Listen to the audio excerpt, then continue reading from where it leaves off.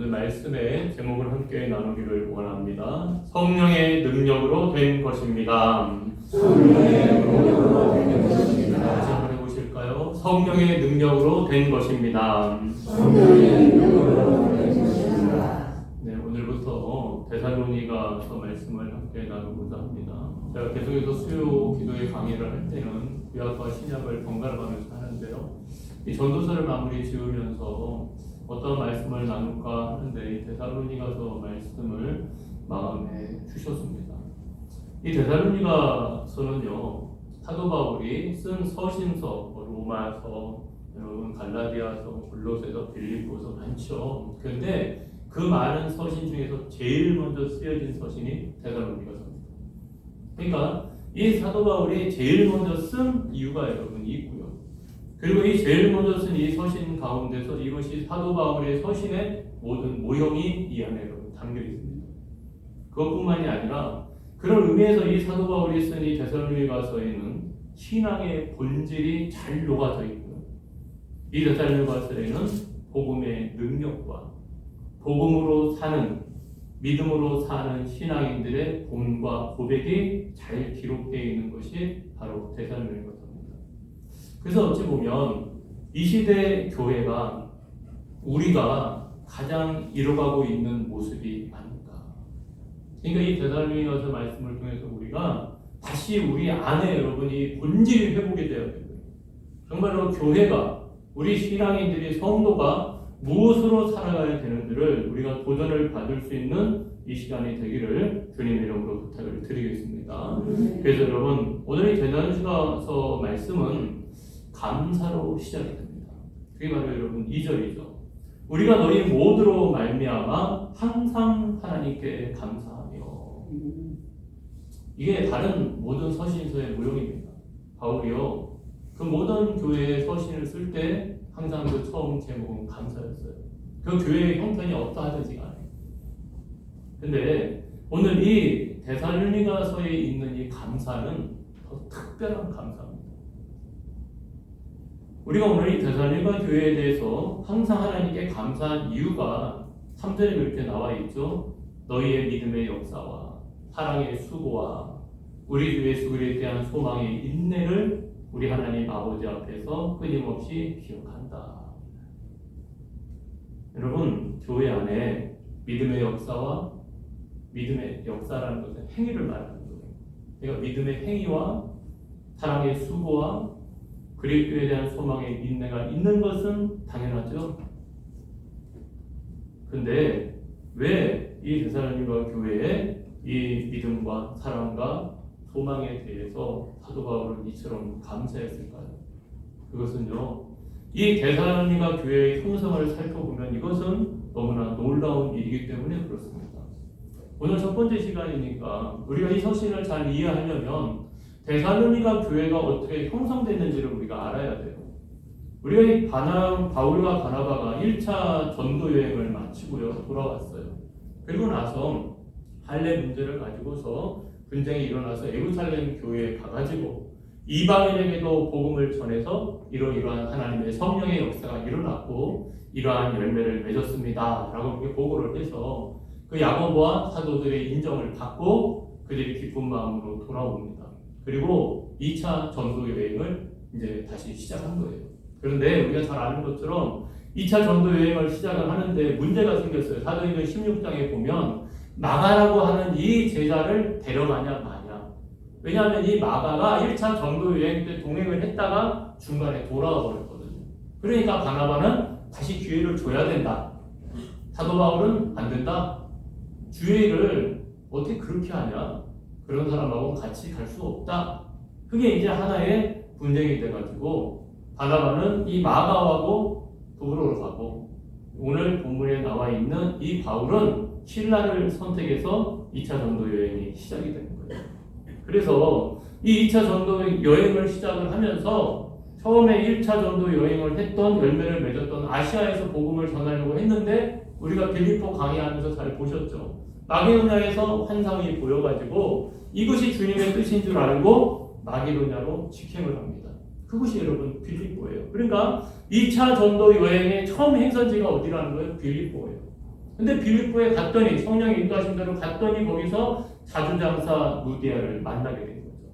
그래서 이 빌립보 유럽 최초의 교회인 빌립보 교회가 형성이 되는 겁니다.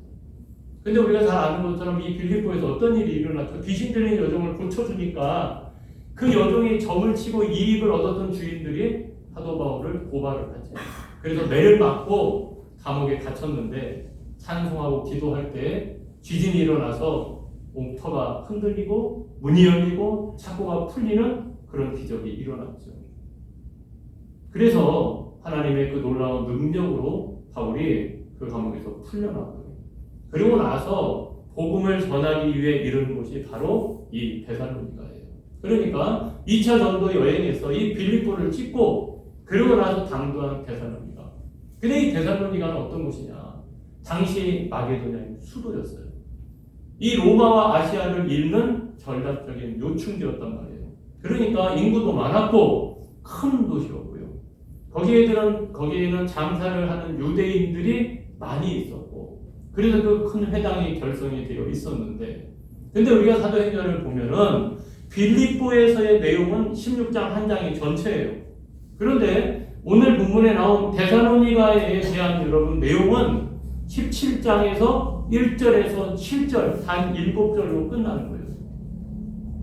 왜 그랬을까요? 그 데살로니가 교회에 오래 있을 수 없었기 때문에 그런 거예요. 바로 이 복음을 전했는데요, 유대인들이 시기해가지고 이 바울을 로마 황제를 대접하는 사람이라 해서 박해를 한 거죠. 그래가지고 그 자리를 떠날 수밖에 없었어요. 그래서 데살로니가 교회가 형성이 되는 데 있어서 그 머무른 시간이 너무나 짧았다는 거예요. 그럼 데살로니가에서 얼마나 머물렀나? 우리가 사도행전 17장 1절과 2절의 말씀에 보면은 그 유대인의 회당이 있는데 바울이 자기의 갈래대로, 바울이 전도할 때 항상 회당을 가서 먼저 전했거든요. 그런데 회당에 들어갔는데 새 안식일에 성경을 가지고 강론했다는 거예요. 그러니까 3번의 안식일을 지냈으니까 데살로니가에서 3주를 머무른 거예요. 3주. 그 3주 동안 말씀을 여러분 전했어요. 그런데 우리가 오늘도 말씀을 돌아보면 그 3주의 시간 동안 이 하나님의 말씀을 전한 그 열매가 뭡니까? 교회가 형성이 됐다는 거예요. 이게 놀라운 겁니다. 그리고 3주 동안 뭐 했냐? 우리가 17장 3절부터 4절 말씀에 보면 이렇게 기록되어 있습니다. 회당에서 뜻을 풀어 그리스도가 해를 받고 죽은 자 가운데서 다시 살아나야 할 것을 증언하고 이르되 내가 너희에게 전하는 이 예수가 곧 그리스도다. 예수가 그리스도라는 거예요. 그거 전했다는 거예요. 그런데 그 복음 앞에 경건한 헬라인의 큰 무리와 적지 않은 귀부인이 권함을 받고 바울과 신라를 따르게 됩니다. 이것을 여러분 돌아보면서 우리가 깨닫게 되는 게 있죠. 빌립보에서도 그렇고 데살로니가에서도 그렇고 교회는 오직 복음, 오직 예수 그리스도의 십자가 부활로 시작이 된다는 것을 알 수 있다는 거예요. 그러니까 복음은 모든 신분과 환경을 뛰어넘는 능력이 있다는 거죠. 그러니까 여러분 그게 교회의 공동체의 다름이에요. 세상의 공동체는요, 뜻과 목적에 맞는 사람들에 의해서 세워지지만 교회는요, 복음의 터 위에 세워지는 거예요. 교회는 예수 그리스도가 머리가 되심으로 말미암아 형성이 되고 세워진다는 거예요. 그런 의미에서 교회는 사람이 세우는 것이 아니라 복음이, 성령이 교회를 세운다는 거죠. 그래서 우리가 신앙생활하는 가운데 교회는 늘 깨어 있어야 되는 거예요. 왜냐? 복음의 능력이 있는 그곳에는 반드시 뭐도 나타나요? 사단의 역사가 나타난다는 거예요. 그걸 알아야 돼요. 그럼 복음의 능력이 부족해서 사단의 역사가 나타납니까? 결단코 그렇지 않아요. 도리어 복음이 진리이기 때문에 사단의 역사가 나타나는 거예요. 왜냐? 사단은 거짓의 악이기 때문에 그런 거죠. 그러니까 빌립보에서도 그러한 사단의 역사가 일어났었고요. 지금 데살로니가에서도 복음을 대적하는 일이 일어나는 거죠. 그게 17장 5절입니다. 유대인들이 시기하여 저자의 어떤 불량한 사람들을 데리고 떼를 지어 성을 소동하게 하여 야손의 집에 침입하여 그들을 백성에게 끌어내려고 찾았으나, 지금 사단의 도구가 된 유대인들이 시기를 해가지고 교회를 박해합니다. 그러니까 지금 자기네들이 소동을 일으키고 있는데 지금 고발하는 내용은 뭐냐면 바울과 이 사람들이 와서 복음을 전함으로 말미암아 이 성을 요란하게 한다는 거예요. 여러분 사단은 항상 반대로 엎어서 얘기를 하는 거예요. 본인들이 소동을 일으키는데 사도 바울이 소동을 일으킨다는 거예요. 그리고 그 주요한 골자의 내용은 뭐냐? 바로 다른 임금이 있다는 거예요. 우리에게는 가이사가 있는데 로마 황제가 있는데 다른 임금 곧 그 예수를 전한다는 거죠.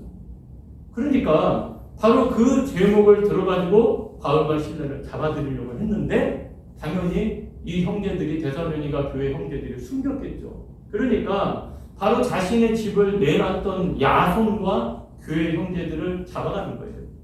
그래가지고 고발을 해서 그들이 보석금을 주고 풀려납니다. 그리고 나서 밤에 바울과 실라를 베레아로 보내게 된 거예요. 그러니까 그곳에 더 있을 수가 없었던 거예요. 그러니까 여러분 한번 생각을 해보세요. 교회를 개척했는데 한 달도 못 돼가지고 딱 3주 설교하고 쉬운 표현으로 3번 주일 설교하고 그곳을 바울이 떠나야 되는 거예요. 그러니 그곳을 떠난 바울의 심정이 어떻겠냐고요. 지금 야손의 집에 겨우 교회 공동체가 형성이 됐는데 극한 환난과 고난으로 인해서 자신들이 있으므로 형제들이 지금 고통을 당하게 되니까 떠날 수밖에 없어요. 근데 떠나도 그 교회가 생각이 안 나겠냐고요. 그러니까 사도 바울이 그곳을 떠났지만 아테네에서 디모데를 다시 데살로니가 교회에 보낸 거예요. 그 교회가 지금 어떻게 하고 있는가? 그들이 지금 어떻게 그 환난 가운데서 그것을 버티고 있는가? 아니면 교회가 와해됐는가? 궁금할 거 아니에요. 그러니까 디모데를 여러분 보낸 거예요. 그런데 이 디모데가 다시 돌아와서 보고하는데 너무나 놀라운 소식을 알리는 겁니다. 그게 데살로니가전서 3장 6절에서 7절에 이렇게 기록되어 있습니다. 지금은 디모데가 너희에게로부터 와서 너희 믿음과 사랑의 기쁜 소식을 우리에게 전하고 또 너희가 항상 우리를 잘 생각하여 우리가 너희를 간절히 보고자 한 것 같이 너희도 우리를 간절히 보고자 한다 하니 이러므로 형제들아 우리가 모든 궁핍과 환난 가운데서 너희 믿음으로 말미암아 너희에게 위로를 받았노라. 아멘. 성도는 믿음으로 위로를 받는 거예요, 여러분. 오늘 사도 바울이 이 전도 여행은 결코 쉬운 길이 아니었습니다. 어디 가든지 간에 반대가 있었고 핍박이 있었고 성령의 역사가 강한 것처럼 악한 사단의 역사도 강했어요. 그것만 있었어요. 궁핍이 있었어요. 환난이 있었어요. 그런데 그 궁핍과 환난 가운데 지금 데살로니가 교회가 믿음과 사랑으로 서 있다는 소식을 듣게 된 거예요. 그러니까 그 마음이 얼마나 여러분들 기뻤겠냐고요. 그러니까 지금 이 사도 바울이 이 서신을 최초로 여러분 쓰게 되는 거예요. 그러니까 여러분 우리가 오늘도 말씀을 돌아보면서 그런 거예요. 야, 어떻게 그 데살로니가 교회는 지금 교회 지도자도 없어요. 어떻게 보면 예수 믿은 지 한 달도 안 된 초신자들이 모여있는 그 교회 공동체가 어떻게 환난과 고난을 이기는 당시 그 모든 교회의 믿음의 본이 되는 교회로 설 수 있었냐라는 것이죠. 여러분 이게 의문이 들지 않아요? 나는 지금 20년을 믿었어. 저 같은 경우는 지금 30년이 넘게 목회 생활을 하고 있어요. 근데 내게는 데살로니가 교회 같은 믿음의 능력이 있냐 말이에요. 지금 이 사람들은 한 달 믿었어요. 물론 바울이 그곳을 떠나는 시간이 있겠지만 그 기간이 너무나 짧단 말이에요. 쉬운 표현으로 초신자들이에요. 그런데 그들이 그 환난과 고난을 이겨냈다는 거예요. 도리어 그 교회 안에 믿음의 역사가 있었고 사랑의 수고가 있었고 그리스도 예수로 말미암은 소망의 인내가 있었다니까요. 그럼 여러분 의문이 안 들어요?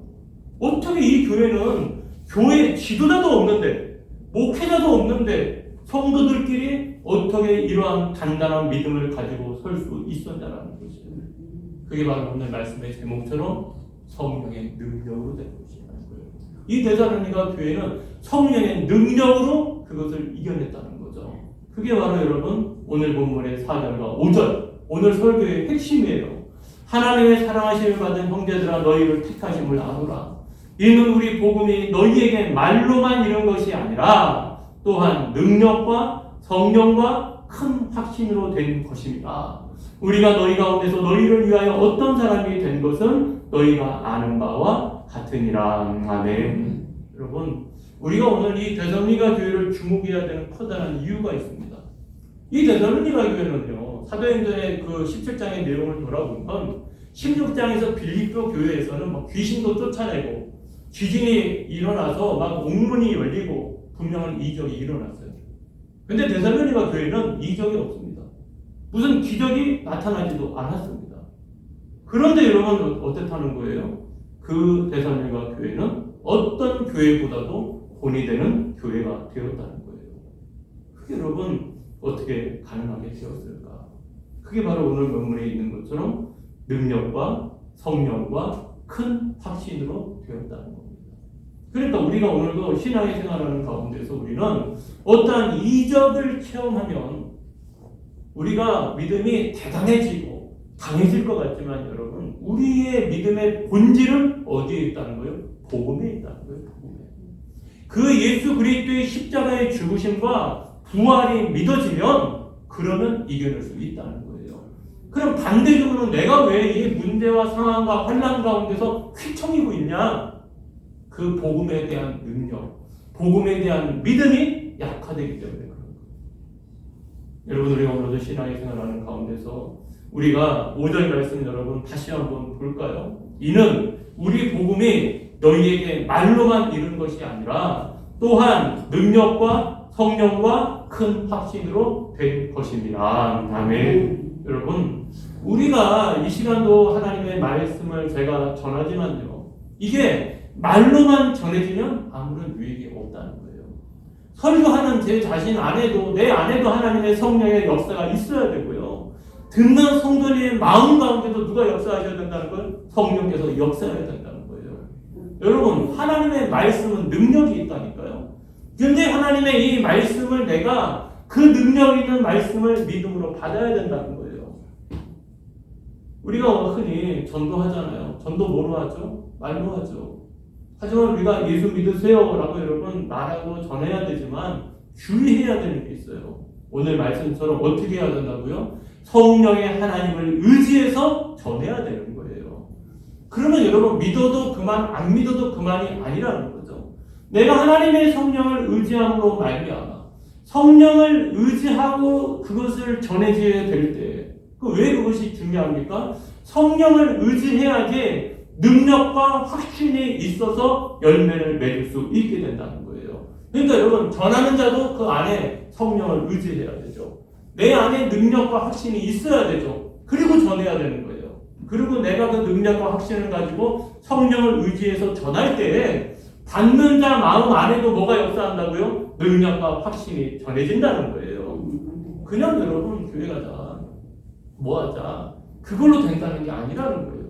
내가 하나님 앞에 나와서 정말 어떤 영혼을 전도하기 위해서는요, 그만큼 기도해야 되고 그만큼 하나님의 성령의 역사를 간구하는 하나님의 사람이 되어야 된다는 거예요. 그래서 여러분, 오늘 말씀에서 그럼 도대체 이 능력과 확신이라는 것이 뭘까요?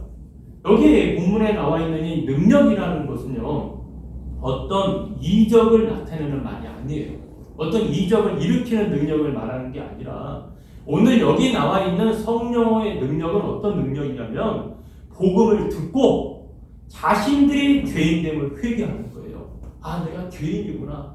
그걸 여러분들 깨닫고 회개해서 예수님이 나의 구주이심을 고백해서 구원에 이르게 하는 능력을 말하는 거예요. 그러니까 여러분, 복음이 전해지는데 그 복음으로 인해서 아, 예수님이 나의 죄 때문에 죽으셨구나. 그게 내 마음에 믿어지는 거예요. 그래서 예수님을 나의 구주로 영접하고요, 고백할 때 내 안에 구원의 역사가 일어나는 그 능력을 말한다는 거죠. 그러니까 여러분, 그 능력이 어떻게 일어나냔 말이에요. 성령의 하나님께서 그렇게 역사하시고 일하신다는 거예요. 여러분, 우리가 성령의 직임에 대해, 성령의 하나님께서 하시는 일에 대해서 바로 알아야 되는데요, 그것을 잘 나타내는 말씀이 요한복음 15장 26절입니다. 우리가 같이 합독하시겠습니다. 내가 아버지께로부터 너희에게 보낼 보혜사 곧 아버지께로부터 나오시는 진리의 성령이 오실 때 그가 나를 증언하실 것이요. 아멘. 성령의 하나님이 뭐 하신다고요? 바로 나를 증언한대. 그럼 나는 누구예요? 예수 그리스도를 말하는 거예요. 그러니까 여러분 우리가 오늘도 신앙의 생활하는 가운데서 그것을 분명히 알아야 돼요. 성령이 하나님이 은사를 주시잖아요. 예언의 은사, 병 고치는 은사, 다양한 은사가 있어요. 근데 중요한 것은 그 은사를 왜 주시냐고요. 그 성령의 은사를 통해서 은사다 그 사람을 드러내려고 은사를 주는 게 아니라고요. 그 은사를 통해서 그 내 능력을 드러내는 것이 그것이 아니란 말이에요. 성령의 은사를 통해서 누가 드러나야 된다는 거예요? 예수님이 그리스도인이 드러나야 되는 거예요. 그게 정말로 참된 능력이라는 거예요. 그러니까 우리가 은사를 받을 때 절대 착각하지 마세요. 나는 은사를 받았어. 나는 남이 없는 은사가 있으니까 내 믿음이 대단한 것 같아요. 착각하지 말라고요. 하나님이 내게 여러분 은사를 주시는 것은 그 은사를 통해서 예수님이 그리스도이심을 드러내라고 주시는 거예요. 나 드러내라고 주는 거 아니라고요. 그러니까 은사를 받을수록 우리가 뭐 해야 된다고요? 겸손해야 된다고요. 근데 정말 우리가 신앙생활 하다 보면 은사를 받다 보면 교만해져 버리는 거예요. 나는 이런 은사가 있는데 여러분 은사가 중요한 거 아니에요. 은사를 통해서 장사하는 사람도 있어요. 그거 여러분 완전히 잘못된 거예요. 은사를 통해서 우리는 항상 예수 그리스도의 영광이 드러나야 되는 거예요. 내가 드러나서는 여러분 안 된다고요. 그게 능력인 거예요. 그거를 분별하셔야 된다고. 은사 받았다고 여러분 다 따라다니면 안 된단 말이에요. 그 은사의 열매가 예수 그리스도가 나타나는 것이냐 아니면 예수 그리스도가 없이 사람의 영광이 드러나는 것이냐. 여러분 사단도 마귀도 능력을 나타내요. 방언도 그래서 잘못된 방언이 있는 거예요. 그러니까 우리가 신앙의 생활하는 가운데서 모든 은사의 목적은 지향점은 예수 그리스도가 되어야 되는 거예요. 그게 우리가 신앙인이 갖춰야 될 능력이라는 거예요. 왜냐? 예수 그리스도 없이는 구원 못 받으니까. 여러분 은사자가 있다고 구원받아요? 내가 여러분 목사 이름으로 구원받습니까? 엘리야라는 대단한 불의 선지자가 있었는데 이스라엘 백성들이 구원받아요? 갈멜산에서 그 놀라운 체험을 했지만 이세벨이 여러분 돌이킵니까? 엘리야를 죽이려고 했어요.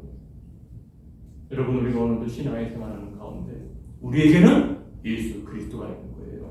예수 그리스도를 믿고 예수 그리스도를 위해서 사는 것이 내 삶의 능력이 되는 거예요. 그 능력을 여러분 오늘 데살로니가 교회는 갖춘 거예요.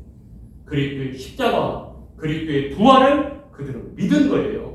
그러니까 여러분 그 환난과 고난을 견뎌내는 본이 되는 교회가 됐던 거예요.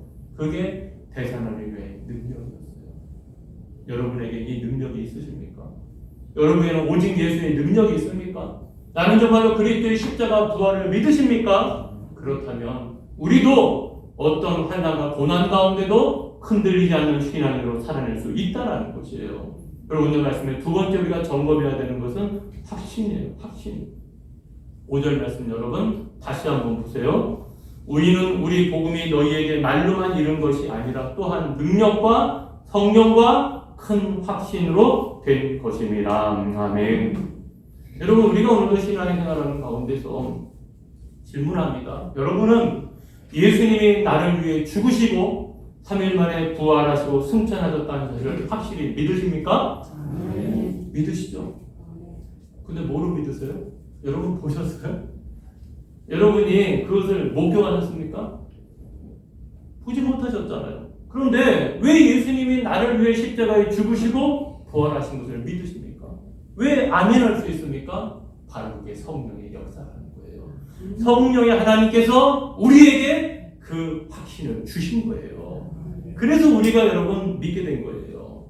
그러니까 우리가 오늘도 신앙의 생활하는 가운데서 우리에게 하나님의 성령이 확신과 능력을 주셨어요? 안 주셨어요? 주셨다고요.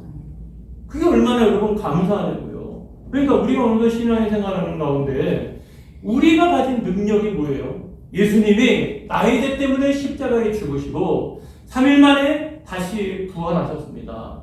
이 복음을 내가 확실하게 믿을 수 있다면 그 하나님의 사람은 어떤 환난과 고난도 이겨낼 수 있는 능력을 갖추고 있는 것을 말하는 거예요.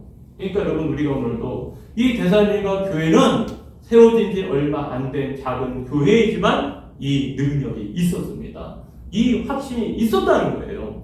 그러니까 세워진 지 얼마 안 된 초신자들의 교회였지만 그들은 본이 되는 교회였다는 거예요. 이 능력이 제 안에, 우리 성도님들 안에, 소금역 교회 가운데 있는 줄을 믿습니다. 그래서 여러분, 우리가 이 능력을 우리 안에 여러분 주신 하나님을 바라본다면, 그러면 여러분 우리가 어떻게 해야 될까요?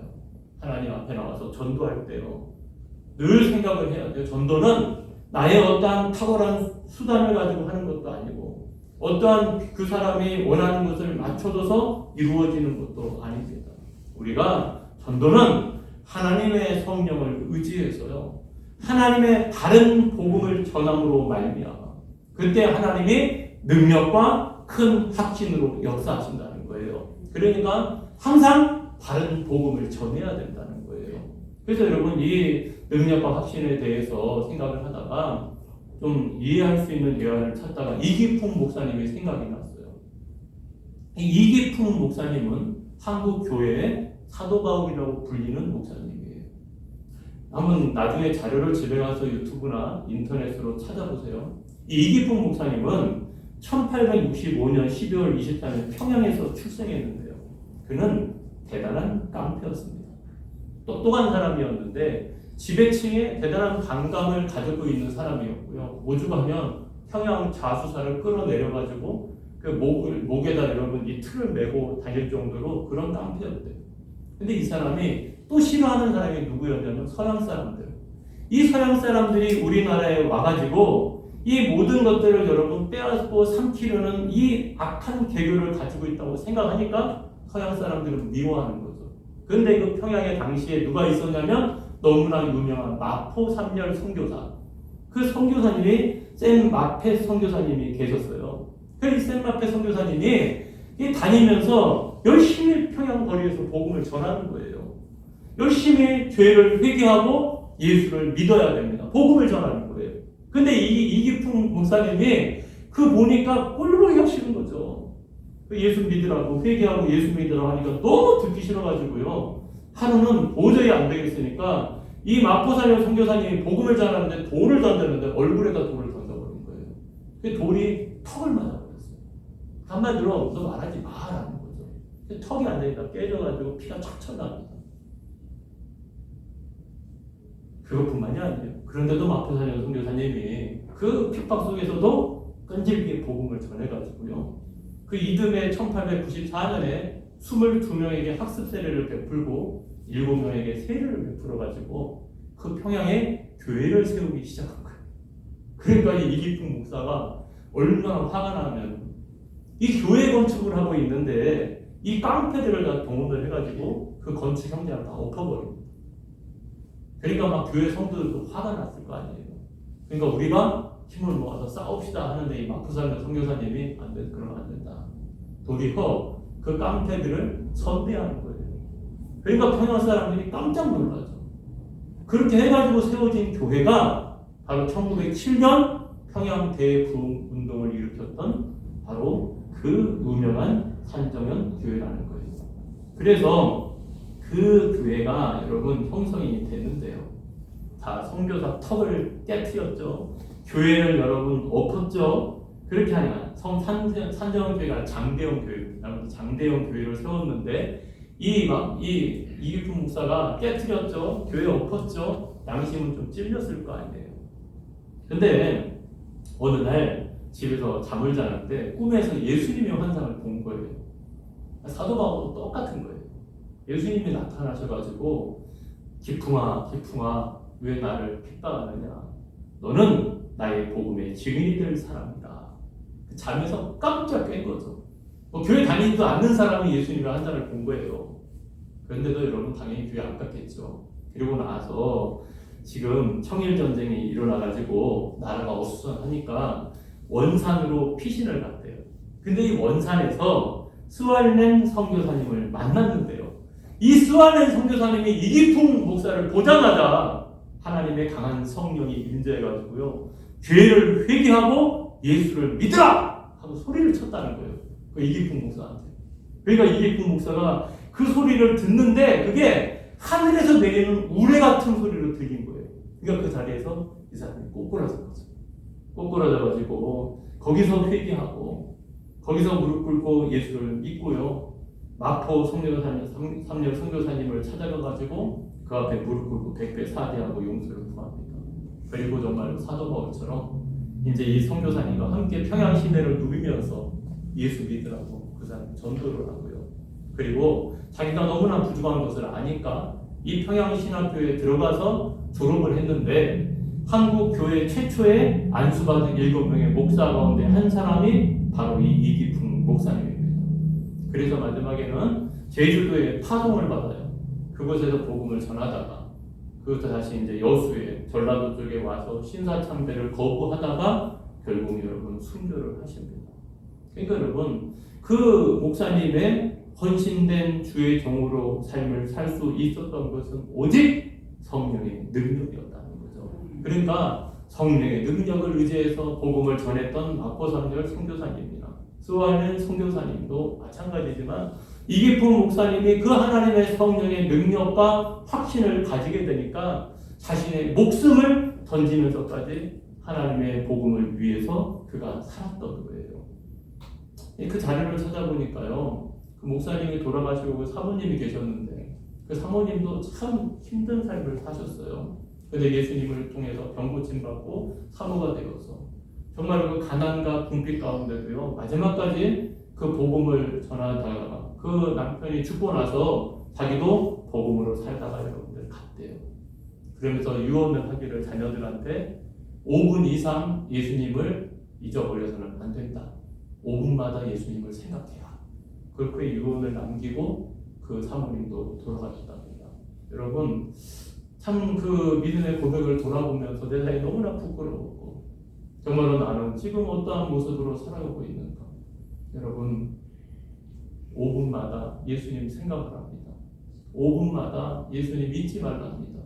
여러분 환난과 고난 가운데 너무나 힘들죠. 때로는 이 환난이 고난이 때로는 질병이 계속 오래되다 보면 낙심이 되죠. 그러다 보면 내 안에 능력과 확신이 어떻게 되죠? 사그라들죠. 하지만 반대로 생각하세요. 그 고난과 고통이 예수 그리스도의 십자가의 사랑을 지울 수는 없는 거예요. 그 고난과 고통으로 인하여서 예수 그리스도의 십자가의 고난 속으로 우리는 더 깊이 들어가는 사람이 되어야 된다는 거예요. 여러분 데살로니가 교회는 그렇게 세워진 거예요. 그리고 그들은 그렇게 살았던 거예요. 사랑하는 성도 여러분, 우리도 우리의 삶의 자리에서 정말로 낙심할 수밖에 없는 상황 가운데서 우리는 고백해야 돼요. 구원은 나의 능력으로 되는 것이 아니라 성령의 능력으로 되는 것입니다. 그러니까 여러분 우리가 힘들고 어려울 때마다 더 어떻게 해야 된다고요? 성령의 하나님을 의지해야 된다고요. 성령의 하나님이 주시는 능력과 확신을 붙들어야 된다고요. 그리고 그 하나님을 앞에 우리가 고백해야 돼요. 나의 힘으로는 이겨낼 수 없지만, 나의 힘으로는 할 수 없지만 성령의 하나님의 능력으로 구원받을 수 있는 것을 우리가 믿습니다. 그 믿음의 고백이 우리 안에, 우리 교회 안에 여러분들 있어서 정말로 대전하니까 교회같이 믿음의 본이 되는 교회로 설 수 있는 제가 우리 사랑하는 성도님들 되시기를 주님의 이름으로 축원합니다. 이 말씀을 묵상하면서 어떤 찬양을 할까 하다가 이 찬양이 생각났습니다. 이 세상을 살아가는 동안에 나의 힘을 의지할 수 없으니 주님 성령을 의지할 수 있는 우리가 되기를 바랍니다. 찬양합시다.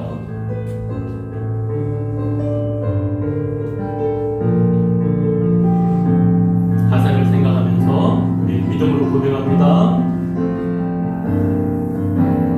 이 세상을 살아가는 동안에 나의 힘을 의지할 수 없으니 기도하고 낙심하지 말 것은 주께서 상소하기 되시니라. 주의 길을 걸어가는 동안에 세상에 거두지할 수 없으니 감사하고 낙심하지 말 것